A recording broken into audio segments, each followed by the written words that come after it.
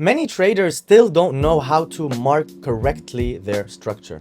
And today I'm going to show you exactly that. But first, please make sure that you have the highlighter, the info line, and the arrow, because you need all three for this exercise.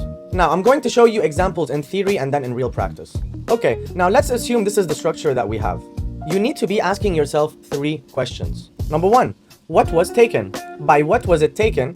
And three, from where did it come from? Once you answer all three, you will know exactly how to mark your structure. I'm going to take my highlighter and let's start. This high got taken by this high, so I answered the first two. Number three, where did it come from? It came from this low.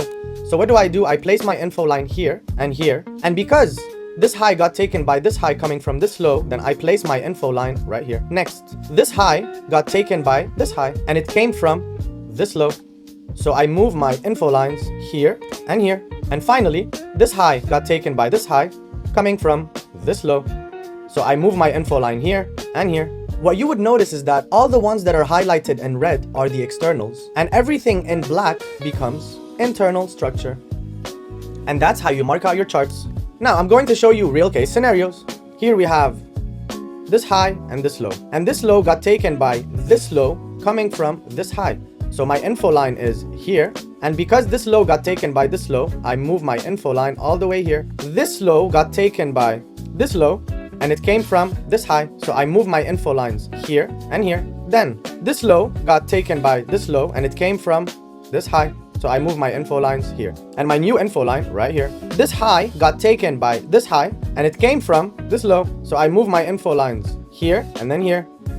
This high got taken by this high, and it came from this low, so I move my info line here and also here. And here you can notice that we have a change of character, which means that this low got taken by this low and it came from this high, so I move my info lines here. And finally, in this scenario, you can take your path and you'll easily identify your structure. All of these are your external structures.